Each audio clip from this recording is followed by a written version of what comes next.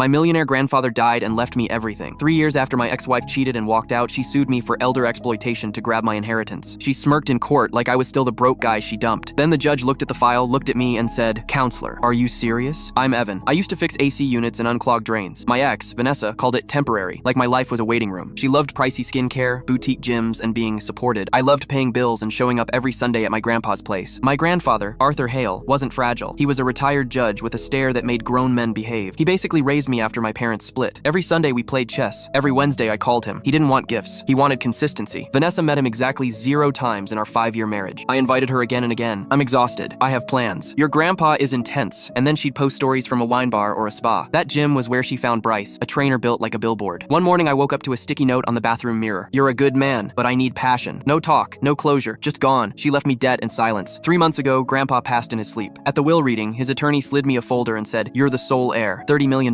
I thought it was a mistake until he handed me Grandpa's letter. It said, "People will show up when there's money." Remember who showed up when there wasn't? I didn't announce it. I kept working. Same truck, same small apartment. I was still trying to breathe around the number when my lawyer, Miles, called. "Sit down," he said. "Vanessa is suing you. She claims you manipulated your grandfather." 2 weeks later, we were in court. Vanessa arrived with Bryce and a lawyer who loved the sound of his own voice. They dressed like they were there to collect a prize. Their attorney gave a speech about justice and vulnerable elders. I almost laughed. Grandpa once negotiated real estate from a hospital bed. Bryce kept flexing his jaw like it was evidence. I leaned toward Miles and let my voice carry. "Nice suit, Bryce. Did she buy it? Or did my alimony?" Vanessa shot me a look that could peel paint. The judge coughed like he was swallowing a laugh. Vanessa took the stand and turned into a victim on command. She said I kept her away from Arthur. She said she wanted to bond. She said she was excluded. She even produced one perfect tear. Miles stood up, calm as a surgeon. "So you wanted to visit him," he said, "and my client stopped you?" "Yes," Vanessa answered fast. Then Miles opened a folder. First, he read her texts out loud. Next, he showed the matching timestamps. Then the courtroom went dead quiet. After that, Vanessa's smile twitched and broke. Then the judge stopped writing and stared. Finally, Bryce looked at her like a stranger. Miles didn't raise his voice. He just kept going. He read the excuses she'd sent me for years. Hair appointment, birthday dinners are boring, hospital vibes are bad for me. Then he held up her public posts from the same nights. Cocktails, spa day, date night with my king. Vanessa tried, out of context. Miles slid the screenshots to the judge anyway. Then he pulled out another thread. Vanessa texting my grandfather directly. "Hi Arthur, I'm launching a skincare line. Looking for investors." Grandpa said no, politely. She never texted him again. Then Miles asked the question that emptied the oxygen in the room. "Your relationship with Bryce started after the divorce, right?" Vanessa froze. Miles displayed photos from her private fitness account. "They were dated 8 months before she left me." Judge Carter leaned forward, eyes flat. "Mrs. Hale," he said, "you understand you're under oath?" Vanessa's mascara stopped being makeup and started being proof. Her lawyer sputtered. Bryce went pale. Miles ended it clean. "You didn't want a family. You wanted a payout." Judge Carter didn't hesitate. "Dismissed with prejudice," he said. "Plaintiffs will pay the defendant's legal fees." He paused. "And perjury will be referred for review." Vanessa's face folded. Bryce didn't follow her out this time. Outside, Miles clapped my shoulder. "Your grandfather was right," he said. "Yeah, love shows up. Greed shows out."